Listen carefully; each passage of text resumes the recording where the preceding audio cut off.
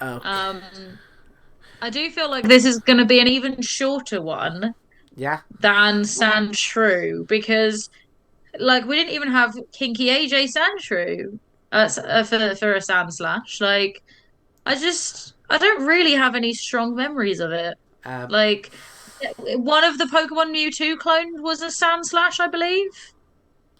well, there we go. Look at that. We Okay, break we're all the big done. Let's Pokemon stories on this podcast. let's skip to the Pokedex entries. No, I can't really think of any major appearances. Okay, no. Well, I Um, remember as a kid thinking that it had a cooler design than Sandshrew. Uh, yes, it did have a very cool design. it reminds me of a lot of little things.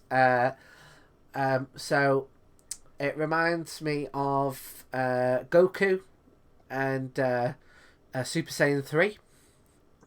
Um, So it reminds you of things with big pointy hair. I wonder why. yes, the next thing that it reminds me of is was Sonic the Hedgehog. I mean, it is also a hedgehog, Is it, kind of. yeah, I was gonna say, like, I feel like it is more Hedgehog than it is Yeah, because Shrew. I mean, it could be something else with quills. Hedgehogs are not the only things with quills, but I think because we're British, we default to hedgehog. Sometimes, I mean, I am a fan of a hedgehog. Um, Occasionally, I come across cute hedgehogs. I'm often sending memes to people. You are one of the people who I send memes to at daft o'clock in the Mm-hmm. morning. But it is Yep. genuinely, it'll pop up on my feed, and I'll go, "Oh, look at that! Somebody tickling a hedgehog's nose." Send that to Yeah. uh, And I 12 get up in the people. morning and it's like, oh, 2 a.m. message from Tom. I wonder what that could be about. And it's just a hedgehog. Yeah. Oh, some people say that my mental health is more erratic in the night times. Oh, Oh, baseless. aren't we all? Aren't we all? Um, but yeah, it does. It reminds me of Sonic the Hedgehog, Goku, Super Saiyan 1, 2, but specifically 3. Um, and I'm fairly certain I had one, but I can't remember ever using one. Um, Yeah, I've definitely completed the Pokedex enough times to know I've had a Sandslash, but like similar to Sandshrew, like by the time you got to getting a Sandshrew, it wasn't worth it that being your ground type if you were gonna have a ground type. yeah. It Sandslash, as cool as the design was, and like I remember thinking it was cool, but I don't really remember why. It just looked dope. Well, Um, I don't feel like I feel like they look similar, but also not similar. Um, like I wonder if they were different Pokemon, like different Pokemon lines that they put together, and kind of redesigned probably Sandslash to look a little bit more Sand Shrewy. yeah, I could see because like there's quite a lot of shell Pokemon early on. Like you've got Squirtle's whole line. You can kind of argue that like Bulbasaur's bulb echoes like the design of many shell-based Pokemon. Lapras has a shell. Omanyte and Omastar have shells. Kabuto has a shell. Mm. Sandshrew has a shell. Um, Golem kind of looks like it's in a shell a Yeah, bit. yeah, Like you've got so many in just Gen 1 alone that I can see Sandshrews design having been different before and them going, this needs to be different from the many other fucking shell-based Pokemon that we've got right now. yeah. I'll tell you what. On the note of the Pokemon that you mentioned, I don't know about yourself, but I almost always picked Kabutops over Omastar. I was about 50-50, frequently because I forgot which one was which until after I'd picked, and it would be a surprise which one I got by the time I got my fossil done. Although in my playthrough of Let's Go Eevee, I did have a pretty badass Omastar that I really actually liked using. Yeah. I think Let's Go Eevee, I did actually really do a good job of using Pokemon that I didn't have much experience with because I think that was the first time I used Omastar properly, and it was also as I said before, the first time I probably had a Raichu on my team because I had my Alolan Raichu and he was a beast. Yeah. Well, I mean, I remember learning a lot about Alolan Raichu through you, to the point where I'm like, oh, maybe I should give it a go. Um, uh, for anyone who wishes to listen to that episode, are they up? Are they up online yet? No. Well, there we go. Well, we've got I didn't know they were ready. we've got no. I thought I sent you a message. Maybe I didn't. Oh, well, you know what? You forget these things. Don't you? You forget these things. But yes, Hmm. we've got a bank of episodes, which is the way you should do a podcast, really.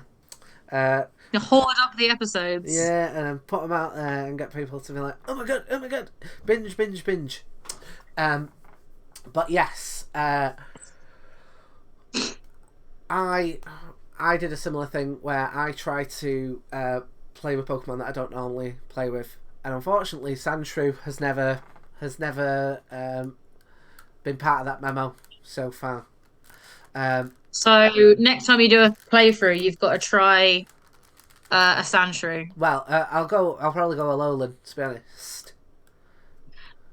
But then you're playing on easy mode a little bit. Mate, I'm always playing on easy mode. Okay. Uh, I'm a cis white male in the patriarchy. Why stop now? Uh, um, but yeah, I I just can't remember the using a Sandslash at all, even though I know for a fact I've had one. Um, Mm. like I've caught enough, and I've never had the impetus to go. Okay, let's do that. And I think part of that is the fact it's a two-stage. Uh, I feel like Hmm. it would really benefit from having a third stage. Like like I'm imagining something a bit more kind of like Scyther like. Yeah. Where the claws get like huge. There are some, I don't know if you're aware of this. There are some, I don't know if it's like a mega evolution or a third evolution or just like a horny reimagining of Sandslash where it is like taller and a bit like Wendigo-y. Yeah, Where it's like long rather than still small and round, and it's still got the spines and the claws. But I definitely have seen that kind of like reimagining a Pokemon kind of fan art type thing, yeah, where I guess it depends on like who did it. And I don't know, I didn't like dig into the artist, it just like came up on my Instagram. yeah, Um, where like other people have had similar ideas about where Sandslash could go. And can't disagree. I feel like I would lean more towards Sandslash if it did have, like a Nidoking style evolution, but maybe a bit more fast, than the quite bulky Nido line. yeah, Um, so, but at the same time, it's like I do get how some Pokemon have to be, you know, two-stage evolutions, I guess. They can't all be the most powerful Pokemon, can they? yeah. Um, Well, I've just been having a look at some fan art off you saying that, which I'm gonna. oh, do I want to see what you found? Because I feel like I meant it in a broadly innocent way, but I feel like you're going to show me something gross.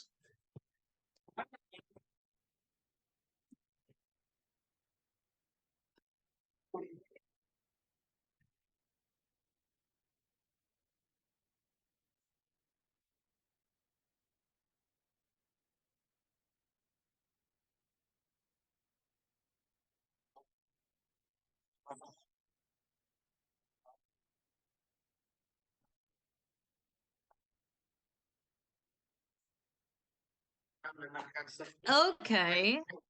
Like a mole king.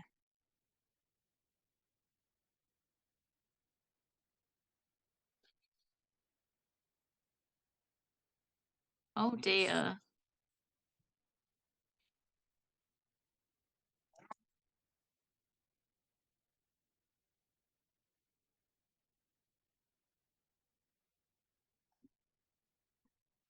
Oh yeah, I can hear you. So I was just like listening to what you were saying and There we going, go. That "Oh should be yes, coming I through. agree. That should be Very coming through. interesting." So yeah, so we've got these here. Uh, and yes, I like the idea of like a mole king, or again, I mean, we did that with Ratata. You know, like you could do like a Raticate king type thing where they're all kind of like merged.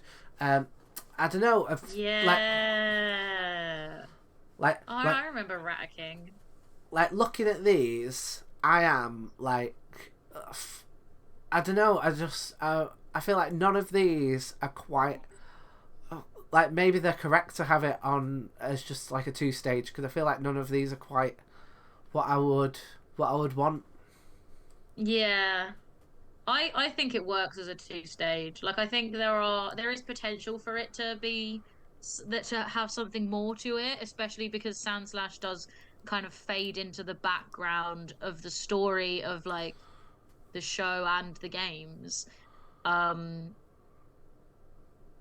so if it had something else, it might be a bit more memorable, but they're not all going to be, 4-hour episodes, and that's probably for the best. Yeah, uh, I used to say about my own writing process. Not every idea is destined for the gold mine, and maybe this is another one of those.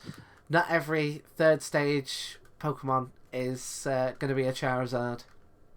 I mean, maybe there was a bunch of like sand sword like designs that like didn't make it, but eventually became like Bisharp's evolutionary line. Mm, yeah, very true. Uh, I mean, that would be the way to go when it, make the third evolution like ground steel type. But then they did the ice steel instead. So, and Yeah, also like Generation 1 didn't have steel type. So like maybe they had that design and then they were like, but this isn't ground anymore, it's too pointy. yeah. And then when they introduced steel type, that was something they could bring in later. Tell you what, on that note, have you noticed that they have introduced a new type? Have they? Yeah, I'm fairly certain that's correct. Called like space type. Space type. Yeah, I'm pretty sure it's called space type. Um, yeah, they introduced it. I want to say it's going to be coming in in the new games.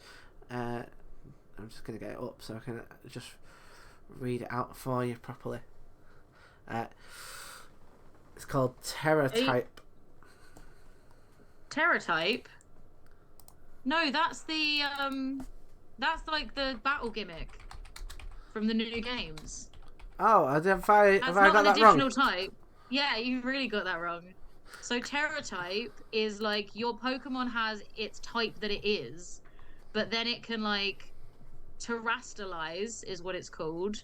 And sometimes and when it terrastalizes, even if it's dual type, it's only one type while it's terrastalized.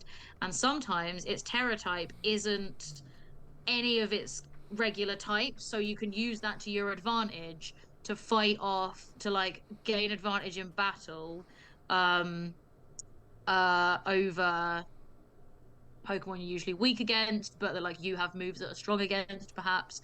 So you get that like defense boost. Like a Terra isn't a new type. Your Terra type is the type that your Pokemon becomes when it terrastalizes. God, honestly, It's like it's like it's the gimmick of the Scarlet and Violet games in the same way that like Dynamaxing and all of that was a gimmick. well, we are often breaking the newest Pokemon news on this channel. I hold by Yeah. Breaking the newest Pokemon news that we like make up as we go along. um, I think if you don't know something and then you know something, then You it's just news. if you just confidently bullshit, you won't notice until H Bomber Guy makes a 4-hour video about you. I would love it if off the back of this podcast, the Talking Trubbish podcast has Talking announced, shit about Pokemon.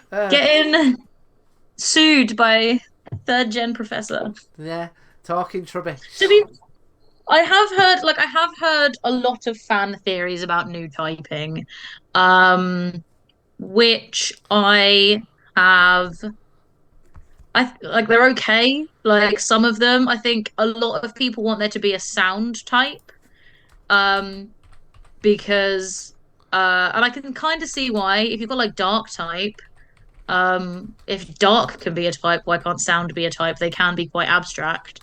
Um, Yeah, and a lot of people have said things like Noivern and Whismer and like Zubat in a way because it anything that like leans into sound based moves yeah.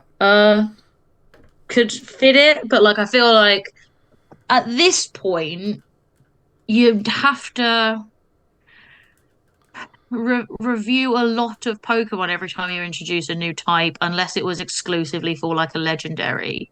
Like they didn't introduce a new type for the Ultra Beasts, even though they were like extraterrestrial and separate. Um, and I think I wouldn't see space type as being a thing because like the original Pokemon from space being Clefairy, that became fairy type rather than anything else.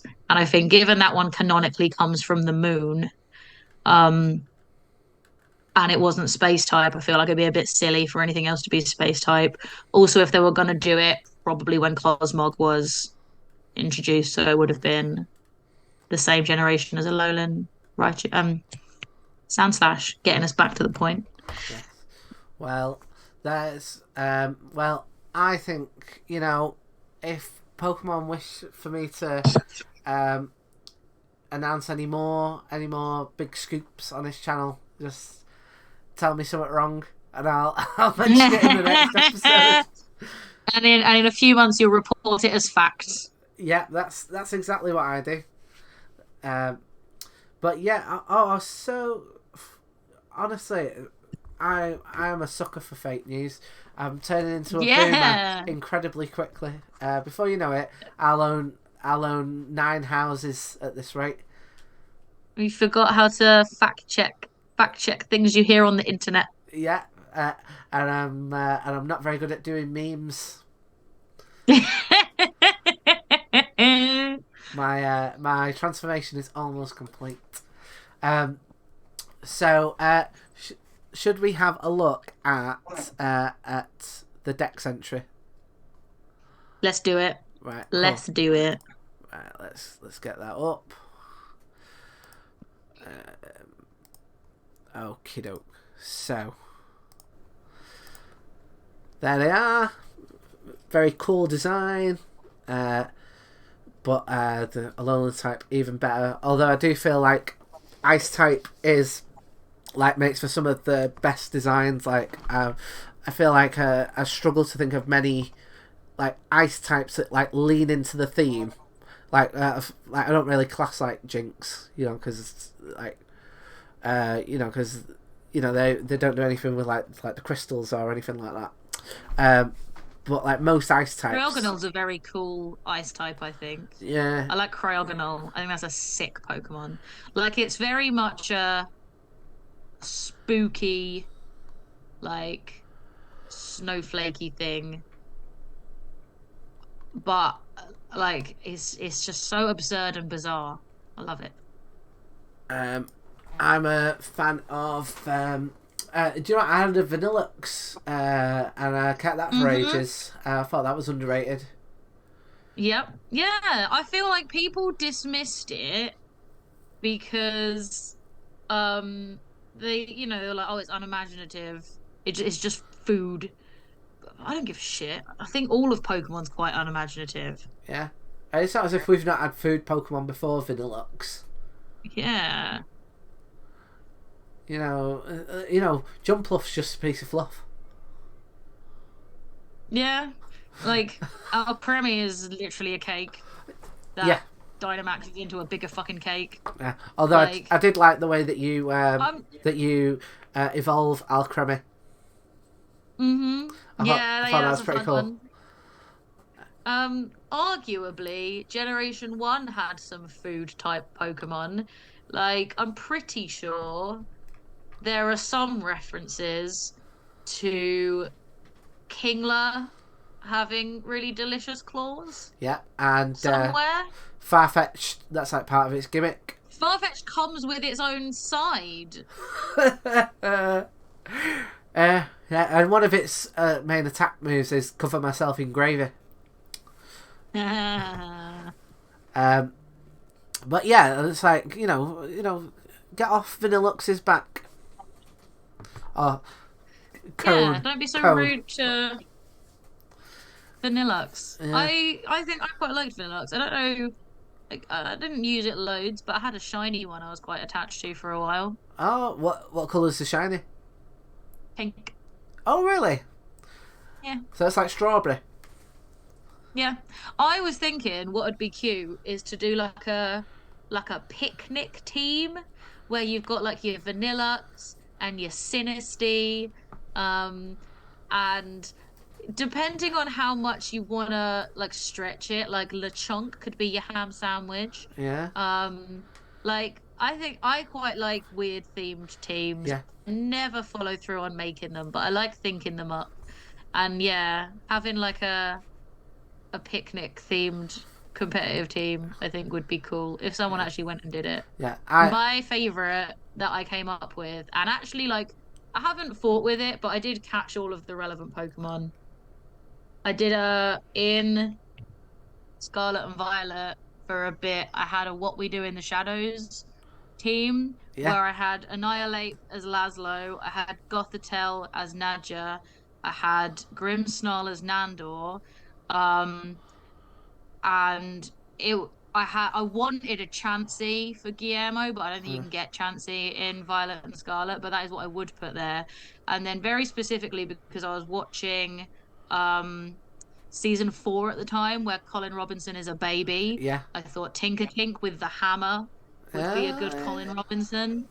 And I was telling some people about like as I was putting it together, and one of my friends who actually does like more puts more effort into competitive Pokemon than me was like, that's actually a solid team. Like if you gave them the right moves, you could probably win a few competitions with that. Yeah.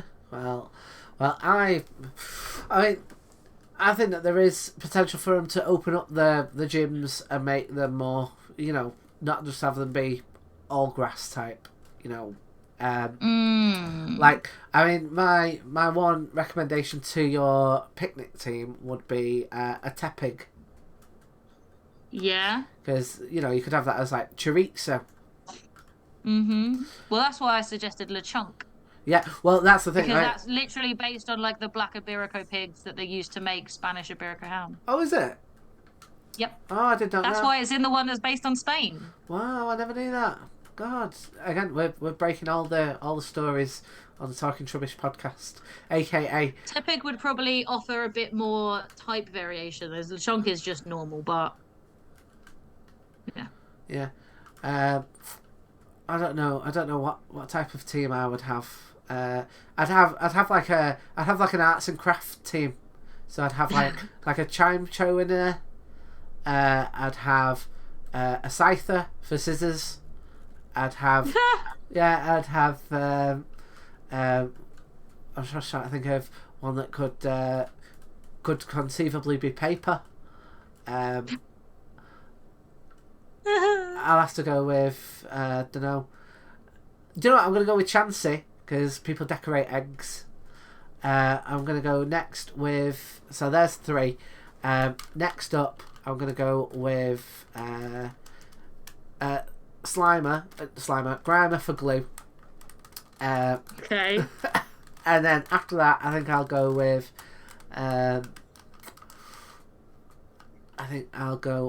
Jirachi for the little pieces of paper that they could give out for decoration. And then is there like a tinsel Pokemon? I want a tinsel Pokemon. Or I don't think there's a tinsel Pokemon. Do you know what I'm gonna go with a Lowland Muck. for like glitter glue. More aesthetic purposes. Yeah, that's for when you're you go, let's add a dash of colour. So I think I'm on 5 there, and then the final team for my arts and crafts team, I would have. I'm gonna have throw, because they're wearing a lovely pair of overalls, which can go in the wash should anything require cleaning up afterwards. So there we go. So shall we have a look at the dex entries? Let's have a look at the dex entries. We have got red and blue. Curls up into a spiny ball when threatened.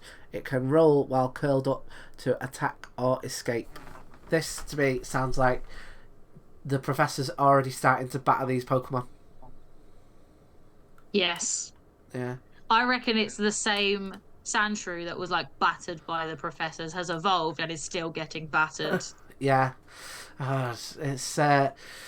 I'm hoping that they breed Pokemon just for these experiments. This is, because otherwise that brings all kinds of ethical quandaries into question.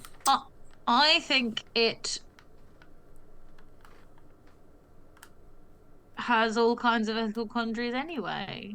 Yeah. Well, I mean, specifically though, because we're 28 in, and we've had multiple instances of smashing Pokemon about within a game about smashing Pokemon about.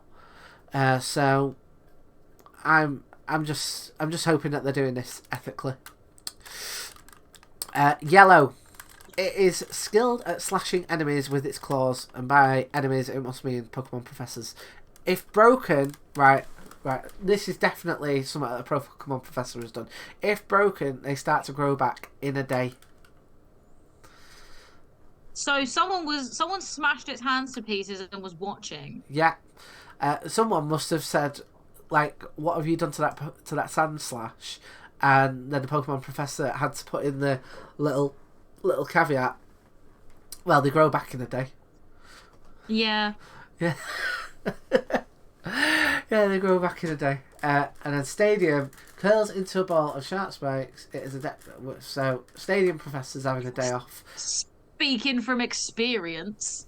Yeah. Curls into a ball of sharp spikes and rolls into enemies. It's not just it can do this, it does do this, and it's really fucking good at it too. Like, a Stadium Professor fucking knows. Stadium Professor was the enemy. Yeah, that entry was written in blood, their own blood.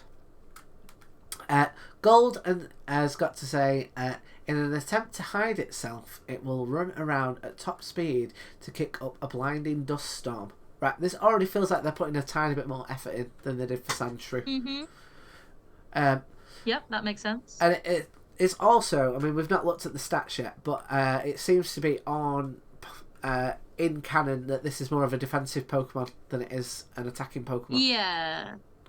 I feel like Sandslash has more attacking power than Sandshrew because it's got spikes and larger claws, but it is still very, like, it'll blind you, it'll dig, it'll, like, curl up. Like, it's a lot more, defensive. Yeah. Like, it's like it'll attack if it has to, but it'll rather just keep to itself. Yeah. And Jen... I quite like Silver. Oh, go on. Where if it digs at an incredible pace, it may snap off its spikes and claws that they grow back in a day. I think that gives us more context as to how its claws get snapped off and why they need to grow back so quickly. I like that one a bit more than what we're getting from cheeky yellow professor over there. I think it just sounds like an excuse. I think it was digging. Nah, I reckon Gen 2 smashed up its hands once again, and I'm like, you've been smashing up its hands. Nah, it's digging at an incredible pace. It was just digging really fast. Yeah, digging to get away from you, you prick. At least it attempted to give a reason. Yeah, and we also know that it will try to escape. So presumably it was trying to get away from from a professor at this point. Mm-hmm. Oh, we got some. Oh, we got. I'm genuinely excited at what I've just read for Crystal. That shows you how much of a dire quagmire of entries we've been going through. No, you're not wrong. Like, adept at climbing trees, it rolls into a spiny ball, then attacks its enemies from above. Now that is new information. Yeah. This is the first we've had of either of them climbing trees, and also sounds like these are the aggressive ones, and I kind of love it. Yeah. Like that should be another mini game. Sandslash dropping out of the trees to spike you. Yeah. And then you're like, oh, I'm out of the forest, but now I'm in the snowy mountain, and you've got Sandshrew skidding on the ice trying to knock you down. Yeah. That'd be a great little game. I don't know if it happens, but you know when you sometimes do the like headbutting the trees or smearing the honey on the trees, can you ever get a Sandslash through doing that? I don't think so. I've never met one. Yeah, stick it in there, Game Freak. Stick it in there. It's canon now. But yes, I mean, I am feeling like maybe you got it in crystal because I never had crystal. I had gold. So maybe Sandslash fell out of the trees in crystal, and that's why they wrote that. Well, you'd like to hope so, wouldn't you? I had crystal. And did you ever headbutt a Sandslash out of a tree? I can't recall doing that. I remember just being pissed off at the legendary dogs. Never really liked that as a mechanic. You know when they're roaming. I like it. Yeah, it was annoying, and I didn't get. I don't think I ever caught a legendary dog. However, I like it more than what they do now, is where they just give you the legendary Pokemon. Like, no, I want it to be a challenge. I want to earn it.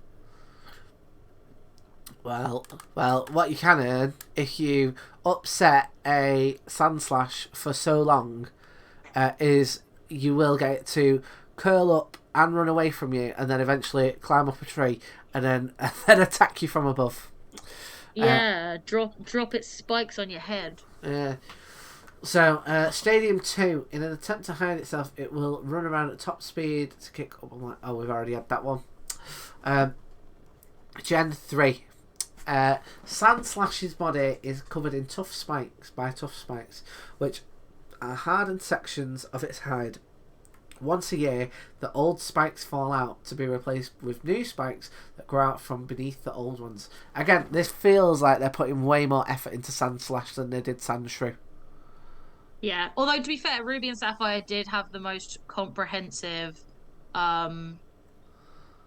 descriptions of Sandshrew as well. So it doesn't surprise me that this is where the Sandslash ones are also pretty detailed. Yeah. And new information. Yeah, whoever's in charge of Gen 3 must have liked pangolins. Yeah. And at the moment, in a innocent seeming way. Yeah. Oh yeah. No weird. Oh, it's got lovely plumage. I want to touch the plumage. Yeah. Nothing like, you know, what was it? Arbok Death Grip. Oh yeah. Oh, that's, Gen 3 Professor is an absolute. Like Gen 3 Professor would have gone. Sandshrew, AJ Sandshrew, where did you get that bondage gear from? Oh, never mind, I found it now anyway. So we've got Sapphire. Sandslash can roll up its body as if it were a ball covered with large spikes. In battle, this Pokemon will try to make the foe flinch by jabbing it with its spines. It then leaps at the stunned foe to tear wildly with its sharp claws. Now, I'm not entirely sure about this, but I'm not entirely sure where we've seen 3-line dex entries before. Yeah, that's very, very thorough. Yeah. Compared to what we've seen so far. I mean, I know it's only one word that makes it into a 3-line one, but that potential got a nomination for largest dex entry so far. Yep. Yeah. Emerald gives us some further detail. It curls up in a ball to protect itself from enemy attacks. It also curls up to prevent heat stroke during the daytime when temperatures rise sharply. Wow. I like Fire Red, which gives us information we already have, but in a way that makes it kind of sound cute. It is adept at attacking with the spines on its back and its sharp claws, so vicious, aggressive, followed by while quickly scurrying about, Uh, which makes it sound quite adorable. yes. Well, Um, it is an adorable little knife rat. y- yep. Leaf Green has the same that we saw in red and blue. Curls up in a spiny ball, can roll while curled to attack or escape. Diamond, Pearl, and Platinum all have the same one, so I guess this was another one where Sandshrew kind of fades into the background. It curls up, then rolls into foes with its back. Its sharp spines inflict severe damage. Um, Heart Gold and Soul Silver are the same as Gold and Silver. Yeah. Black and White have it curls up, then rolls into the foe with its back, so the same as Diamond and Pearl. Black 2 and White 2 are the same as I've definitely seen this one before. Um, Ruby, except it's not. It's the same start as Ruby. Yeah. So the spikes on its body are made up of its hardened hide. It rolls up and attacks foes with its spikes. So that's a condensed version of Ruby, I guess. Yeah. But less about the spikes being replaced. Um, X, same as Silver, and Y is the same as where is it? What am I looking at? Red and blue again. Alpha Ruby and Omega Sapphire have the very detailed ones from Ruby and Sapphire again. So now Generation 7, where they introduced Alolan Sandslash, this is where they get detailed again, which I quite like. Sun has, although they are sharp, its claws and spikes don't break off. They grow back the next day, so it's not bothered by the temporary loss. I think that's cute. Yeah. Like, I imagine the idea of, like, you know, a patchy Sandslash walking around, like, oh, well, I'll fucking carry on. Yeah. Moon has another one about climbing trees, which I guess makes sense because there's a lot more forest in Alola. Yeah. It uses its claws to climb trees and then curls its body into a spiny ball ready to drop onto any prey that appears. Ultra Sun has its claws and horns. This is the first we've heard of horns. Yeah. Often break off. The broken claws and horns could be used to carve plows for tilling farm fields. I think that's cute. Yeah, that's pretty cool. Yeah. So like ethically sourced animal products to use to till your farm. So is it claiming that the horns are the like another name for the spikes? Maybe because it doesn't really have horns. It's got like It's got one horn in the middle of its head. But I can't imagine that's the bit that breaks off. The spikes and the claws I get because that's like, you know, quills come off like, you know, porcupines and fingernails come off us. Like, but horns, I don't know. I feel like they didn't mean horns. I feel like Ultra Sun Professor doesn't know what a fucking horn is. Well, a Gen 3 professor does. I can tell you that right now. Ultra Moon has, thanks to its thick claws, it's good at climbing trees. There are plenty of Sandslash that park themselves in trees and go right to sleep. I think that sounds cute. That makes me think they're like part hedgehog, part pangolin, part sloth. Yeah. Yeah, they do have some sloth-like nature, don't they? You know the big claws and all that kind of stuff. I'm imagining them like hooking themselves over the tree branch with their like long claws as like the fingernails that sloths have. Let's Go Pikachu and Eevee has one we've seen before. It's skilled at slashing enemies with its claws. If broken, they grow back in a day. So now we're on to Alolan Sandslash. See what we've got here. Sun has fleeing a volcanic eruption. It's settled on a snowy mountain. As it races through the snowfields, it sends up a spray of snow, which I guess echoes the way that ground type Sandslash sprays up ground and dust. Yeah, I think that that's quite a cute parallel. Yeah, I'm not a fan of how they've reused that bit from Sandshrew at the beginning. Yeah, but I guess like they have the same origin story. Yeah, I mean, being of the same evolution line. But you'd hope that they'd the Sandshrew bit, it's a given at this point. That is true. Moon has this Pokemon steel spikes are sheathed in ice. Stabs from these spikes cause deep wounds and severe frostbite as well. Oh, that's pretty cool, isn't it? That sounds like another one where someone's talking from experience because he got too close to a Sandslash. Yeah. How did you get that? How did you get that bit of frostbite? Oh, yeah. Don't want to ask. You don't want to ask. Have you been hanging out with Stadium Professor, Moon Professor? Maybe. We've told you about this. Ultra Sun it runs across snow-covered plains at high speeds. It developed thick, sharp claws to plow through the snow. Oh, that's pretty cool. Yeah. And again, it echoes the way that the ground type 1 digs. I think that's pretty cool. Yeah. Shows the parallels between the two different variations. Ultramoon has a long, long time ago, it lived in the desert. With its sharp claws fully extended, it can climb right up an iceberg without slipping. I think that sounds pretty cool, and it makes me think that maybe the one Sneasler, the one that uses its claws, that's the evolution of Sneasel, to get up the mountain in Arceus. I think that might have originally been something they were going to do with Sandslash, and then they couldn't think of a way to like get it to carry you without compromising its spikes. Yeah. Maybe. Yeah. And then they went with Sneasler instead because it's also like a clawed ice type Pokemon. Yeah. Yeah. I mean, it would make sense, wouldn't it? I mean, someone could have just suggested, why don't we just put like a cushion on it or something? A cushion. I quite like Let's Go Pikachu and Eevee adding a bit of extra detail to it. This is Sandslash's form after adaptation to a frigid environment. So frigid, I guess, being the opposite of arid, because they've used that word a lot. Yeah. The cold air emitted by its body sharpens its icy spikes. I think that's cool. That's not something we've heard before. No. Yep. Sword, back to Kanto Sandslash.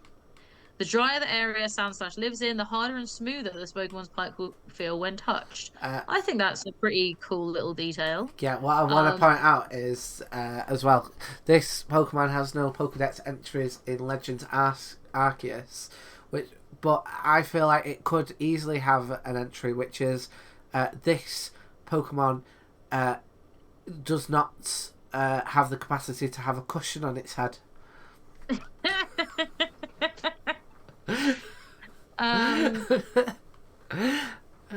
Shield it climbs trees by hooking on with its sharp claws. Sandslash shares the berries it gathers, dropping them down to Sandshrew waiting below the tree, which I think is quite cute. I think that's a nice little snippet of life in the wild for the sand line.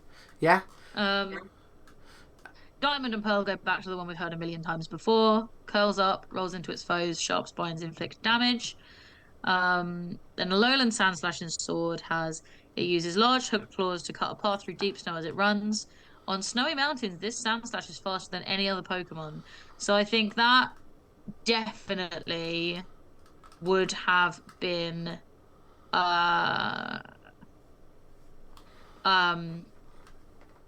leaning into using a Sandslash evolution instead of a Sneasler. I think, because Sneasler's meant to be like pretty quick. For Shield, many people climb snowy mountains hoping to see the icy spikes of these Pokemon glistening in the light of dawn. I think that's quite cute. That's really nice. I think that's a nice bit of context. And also I think leans into a bit where you see some Sandslash in new Pokemon Snap. Yeah. In the snowy mountains. You see their spikes sticking out in the snow, and then if you look at the exact right time, like it jumps up and then buries down, and like you can get a photo of its spiky back sticking out the snow, and you can get a photo of it like leaping up and then burrowing back down, and they're all pretty high scoring because it's so quick. Yeah, I'm fairly certain as well. I forgot until I read that Pokedex entry. Fairly certain they do the same in Snap 1 as well. Yeah, but it wouldn't be in a snowy mountain. It'd be in the on the valley level, if I'm right. You get something like that. You get a gravel drop down, and it like jumps out. Yeah. Um, Scarlet and Violet have ones we've seen before. The cute one about scurrying about, and its body being hard and hide. All stuff we've heard before. Yeah. But yeah, Oh, look at that's that. alright. There's Sandshrew, as you mentioned, there on the icy peaks. Mm-hmm. Okie doke. So, shall we have a look at the Smogon entry? Let's have a look at the Smogon. Right, let's do this. So there they are, pretty cool animation, and so much better stats than Sandshrew. You know, as you would expect. You'd hope. Yeah. 75 higher attack and its defense 110. Attack 100 and defense 110. I feel like that is not too shabby. What does Z? Yeah, not too shabby indeed. Although it does fall under zero used, which is an unofficial metagame that forms the usage-based tier below PU, which stands for. I can't say that surprises me, if I'm honest. Containing all fully evolved Pokemon, not PU by usage, barring the few that are banned. So that is. I was hoping. I was high hoping when I saw the green and the yellow, but you know, as we've seen, some other Pokemon have not really got any reds at all really. So it's still. Yeah. We're still falling behind. See what they've got to say about it. Sandslash sets itself apart from other Pokemon in the ZU metagame thanks to its access to both Rapid Spin and Stealth Rock, and its ground typing. That gives it a resistance to Stealth Rock. Its solid defense stat lets it successfully check a handful of physical Pokemon such as Electivire, Golem, and Muck. Sandslash, I'm fairly certain as well that like Electivire and Golem are like fairly decent, like Yeah. used quite a lot. So that's good to know. Sandslash provides much needed roll compression for teams lacking entry hazard removal, and an electric type immunity. Unfortunately, Sandslash's poor special defense makes it easy prey for common special attackers, such as a multitude of Silvally forms, Swanna and Kadabra. In addition, Sandslash lacks reliable recovery, which can be a problem when switching in to remove hazards. Sandslash faces competition as a spinner from Avalugg and Kamala, both of which have access to reliable recovery. So, let's see if Alolan Sandslash has got it any better. Okay, so I reckon it will. Well, it's got a higher defense. It's got a higher defense rating than which it's taken 10 off the attack for in order to do that. But it's got a low special attack. It's only got 25 special attack, which I'm guessing is going to go against it. But I'm guessing it needs that similar to Alolan Sandshrew. The higher defense because of the dual weakness to very common types. But let's have a see what they say. Alolan Sandslash fits excellently on a variety of teams thanks to its solid roll compression in addition to its coveted resistances to types such as Ice, Grass, Psychic and Flying type courtesy of its Ice Steel typing. And as you said before, it's the only one that's got that, isn't it? Yeah. Yeah. So it's quite a unique typing. I was gonna say if you've got it, there's not necessarily something that's obviously gonna take care of it, but like anyone with a fire type has fucked you up, so yeah. Or anyone who's got like fire type moves. So like I don't know if you do the same, but like I try and get my Pokemon to have type moves that would be able to take on Pokemon that it might be weak against. So like Ampharos learns a bug type move, and I often use that against like when I face like ground types, because it can. Yeah. Um, I sometimes do, but I also feel like sacrificing a potential stab move for something I'm only going to use if I'm like at a disadvantage when I could just switch out to something where I am at the advantage, yeah, is usually not what I go for. I feel like if I wanted to and I was going to like challenge myself to do like a playthrough with specific types of Pokemon, um I do like a um you have like a Hitmonlee with like, well, you can get like Electabuzz with Fire Punch, which is pretty cool. You can get like, all of the different like type based punches and kicks that Hitmonlee and Hitmonchan can learn are fun. Um I think what put me off some of the put me off yeah what put me off like using moves outside of your immediate type is that Tri Attack, which in the show looked really fucking cool, which has an electric bit, an ice bit, and a fire bit, is a normal type yeah, move, rubbish in it. which means it doesn't get stabbed for any of them. And I feel like they shouldn't even wasted my time with that piece of shit move until they could factor in that it could be super effective against three different things. Yeah, Or like in three different ways by using one move. yeah, Even if it doesn't get stabbed from anyone, if that's like the price you pay, that even if you're a fire type, your Tri Attack doesn't get stab, but it can still be super effective against like a grass type, for instance, because it has that fire element to it. No, the fact that it was normal type kind of put me off yeah. trying too hard.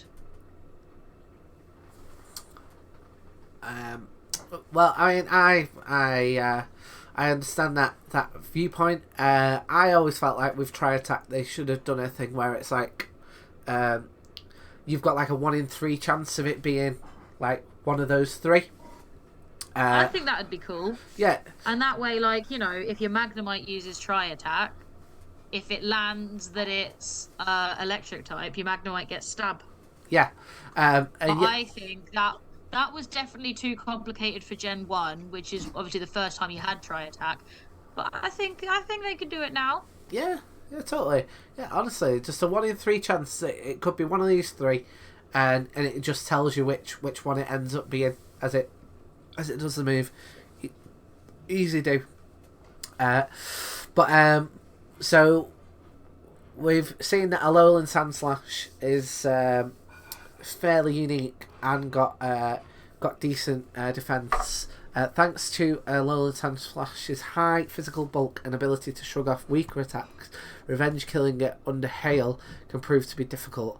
However, its typing burdens it with 2 crippling 4 times weakness to fighting and fire, meaning, and those are really common, aren't Yeah, they? they're pretty common. Yeah, meaning I don't like fighting really. I've never been that bothered about it, but I know some people like really like it. Yeah, I'm not a huge fighting type fan. I think there are some cool designs, but I feel like it's a bit like normal type, really, where it's like, aren't they all fighting? Isn't that the point? Yeah. Like they fight. They all fight.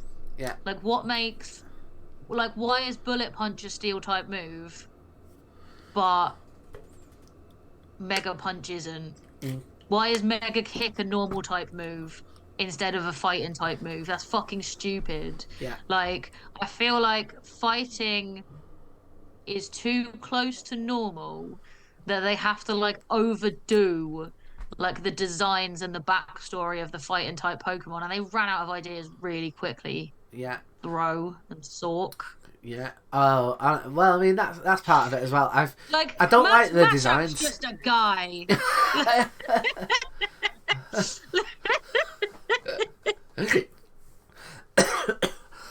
I'm sure it will. I'm sure that will be. I'm sure that will be an episode similar to Meowth that I'm now looking forward to see how angry you get.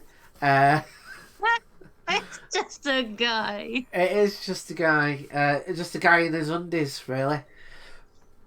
Uh, I mean, that's the thing. I don't really like the kind of human style Pokemon. Like, I think they look rubbish.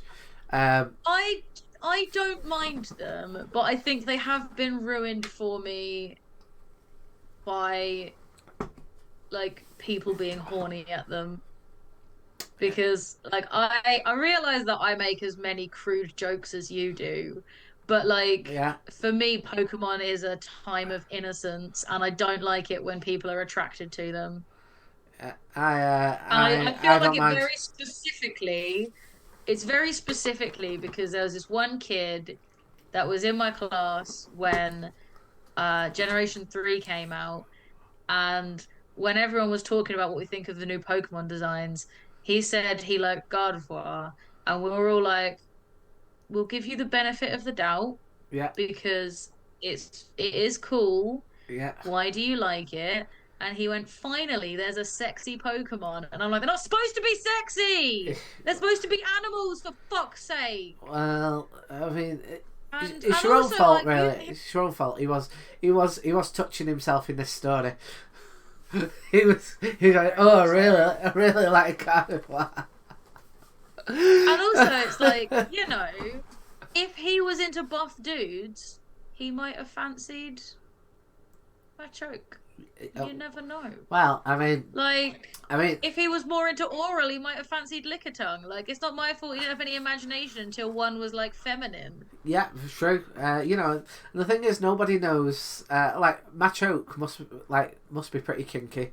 You know, like that must have. Is the clues in the name? Yeah, it is. and then they must be, and then they grow the forearms for the next one to be like, and now I can choke multiple partners.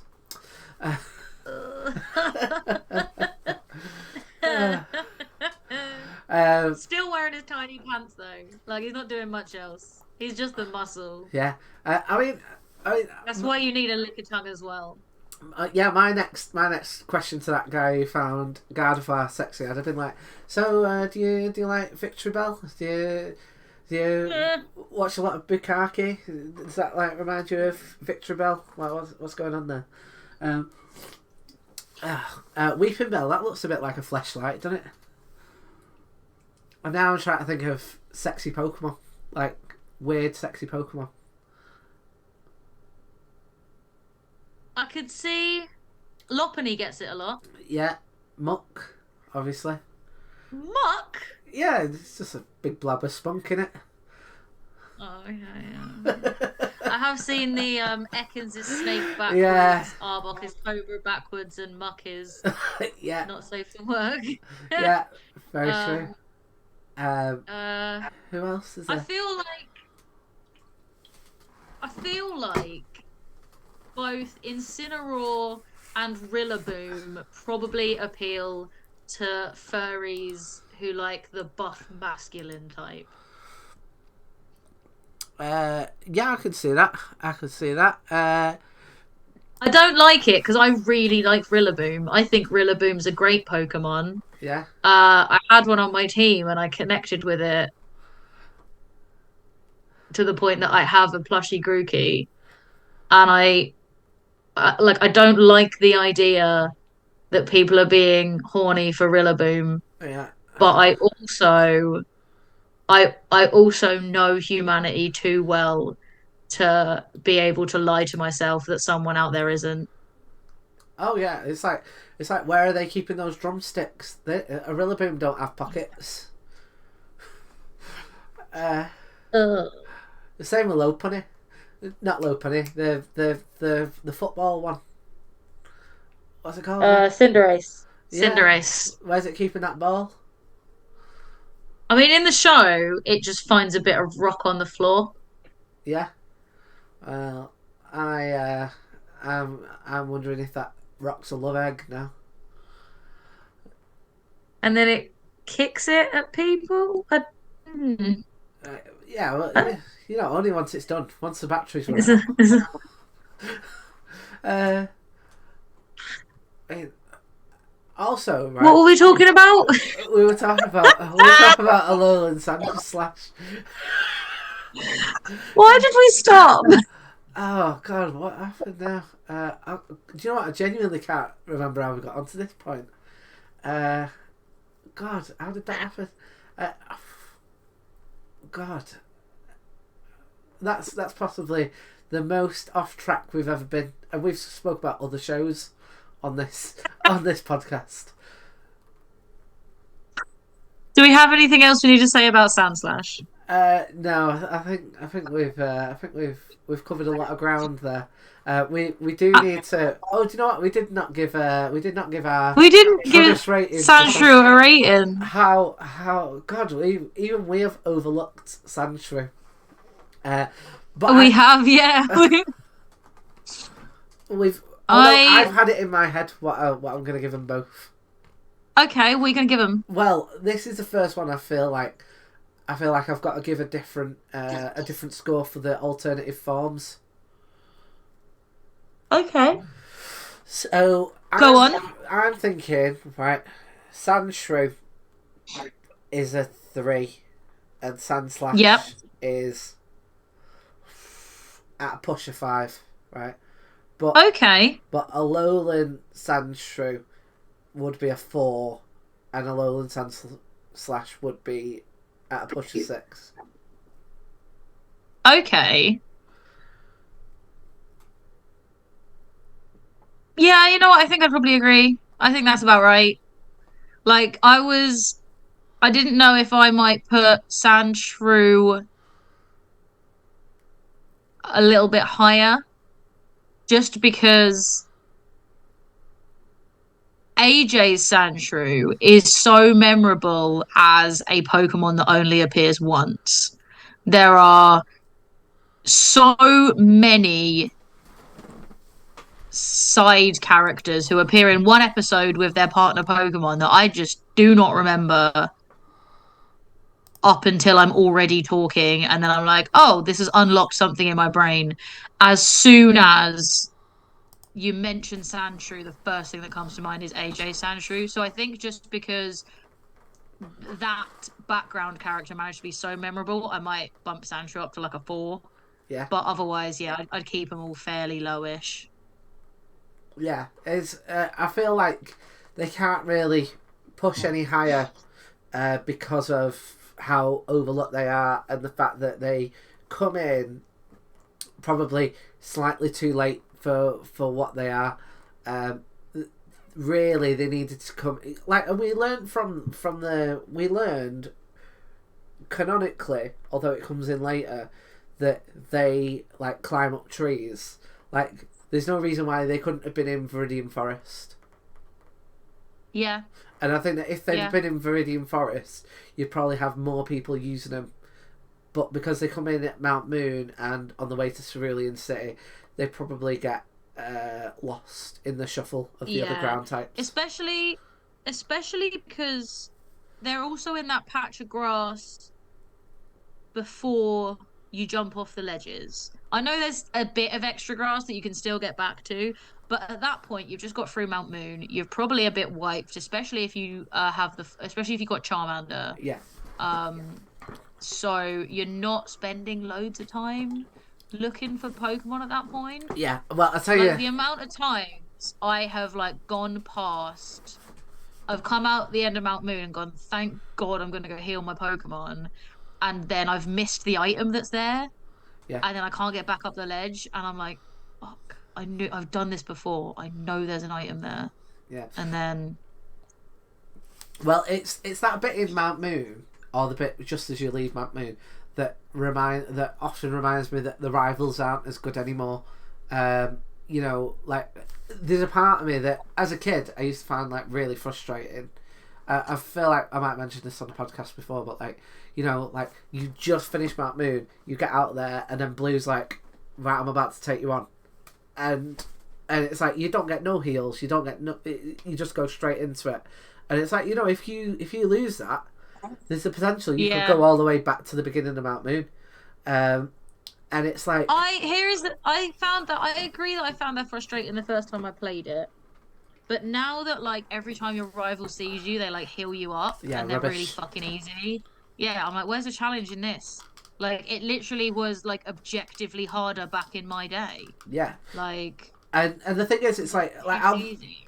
it was frustrating, but like I I don't know if I'm like specific in there, like if this is specific to me, but like when something's frustrating, but like obviously very low stakes frustrating, I often find it quite funny. So I've found it quite novel, you know, that you would get like hit by him just as you come out the caves, and Well, they yet always did. Like Wally hit you every single end of Victory Road. There's someone that gets you. And I miss that. Like now that they have the bit where you get to the end of Victory Road and they go, "Oh, I'm gonna heal up your Pokemon and then we'll battle." It's like, no, make me work for it. Make me feel like I've earned this achievement. yeah Like if I defeat you on top form, like you do, of course I'm gonna defeat you. I'm the main character. If I defeat you after I've been rinsed by the hardest like bit of the map, I'm gonna feel like a fucking king. And yet I feel like I've been robbed of that sense of achievement for about 5 generations now. yeah so Whenever there it was the rival started picking the Pokemon that was weak against your starter. yeah absolutely absolute absolute roll my eyes whenever they do that. I mean I remember was it Black and White, uh, or like there was definitely one where you had two rivals and one picked the one that was like strong and one was weak, and like that's fine, but yeah, it's oh god. I mean, again, I know I've mentioned it Yeah. before, but like Hop, get in the bin, get in the absolute bin. I mean, when me and Yeah. Kirsty had a Pokemon trading card game battle, like Hop was one of the cards, and anytime Hop was played, I was just like, God, why I must be reminded of your existence, you cretin.